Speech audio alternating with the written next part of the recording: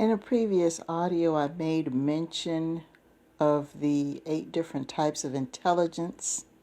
So today I'm going to go ahead and outline those different types of intelligence.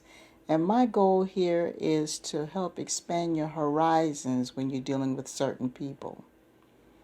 It is common for people to believe that intelligence is only one type of thing and it's only one type of mindset. But see, the brain is such a mysterious thing.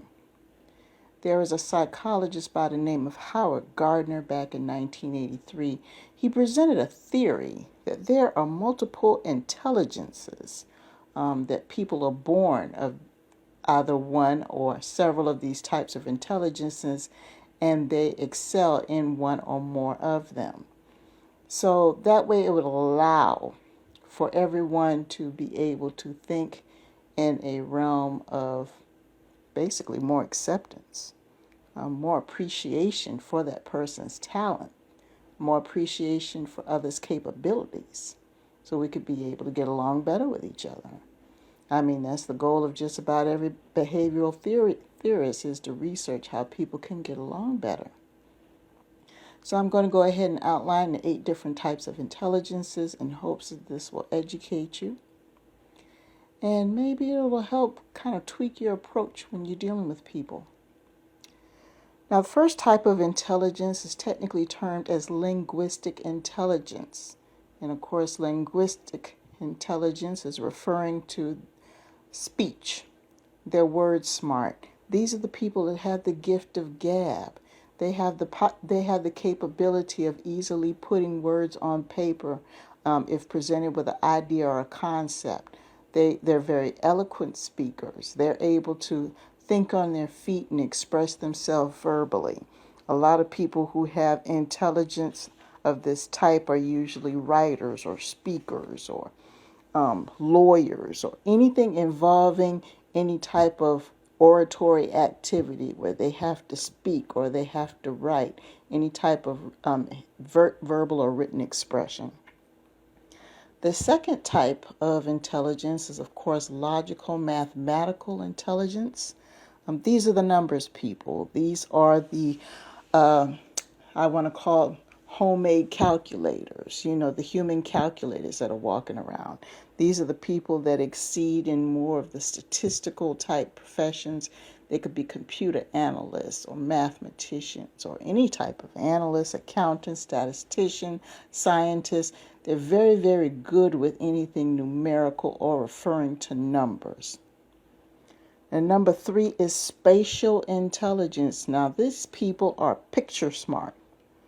In other words, these are people that are able to look into a wide space and be able to navigate and look at patterns and be able to strategically outline an area in their minds.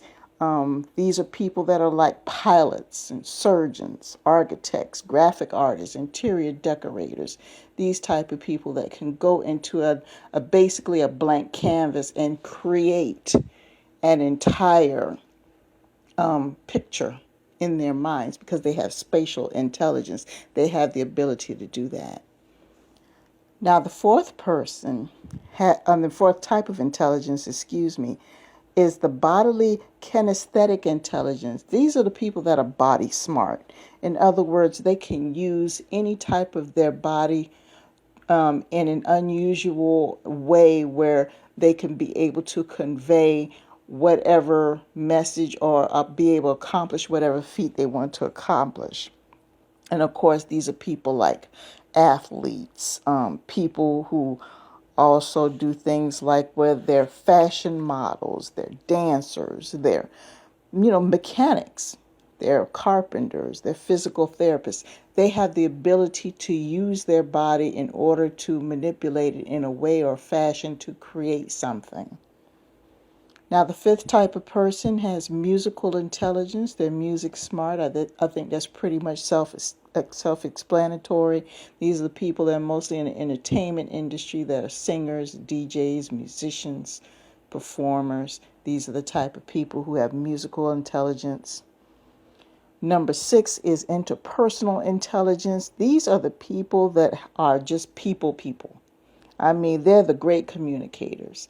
They can go anywhere, can talk to anyone. They're easy to form relationships. They're easy to form bonds. And I mean, some people, even though they have interpersonal intelligence, not all of them are extroverts. There are some people that are introverted and have just a great sense of communication.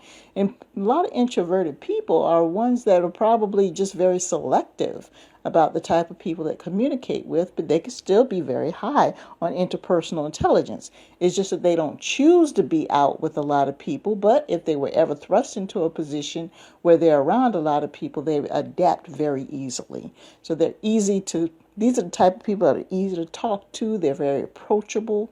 They're people like teachers and psychologists and counselors and salespeople and people in PR. These are people that are constantly dealing with the public or dealing with people of various backgrounds all of the time.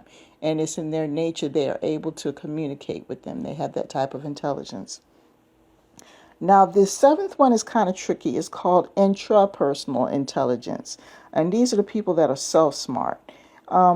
This is something that is kind of rare and it's part of self-actualization. If you listen to my audio in regards to Maslow's theory, the highest level is self-actualization after you completed the previous levels.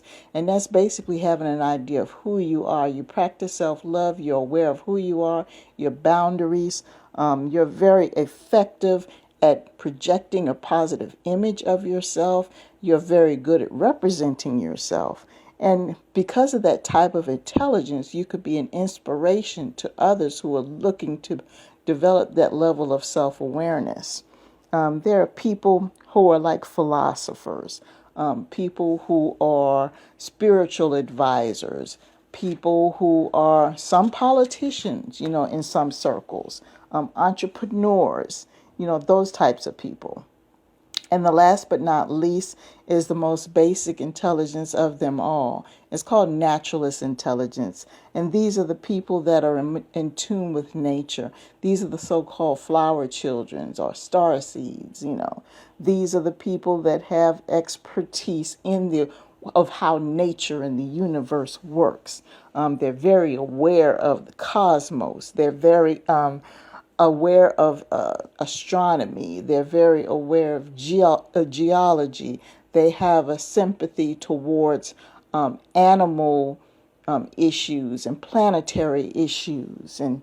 And these people are usually in careers that are in relation to these particular aspects of the world. They could be people like meteorologists. They could be people like geologists. They could be astronomers, biologists. They could be botanists. These are the type of people that work very, very close with nature. They're very in tune with nature. They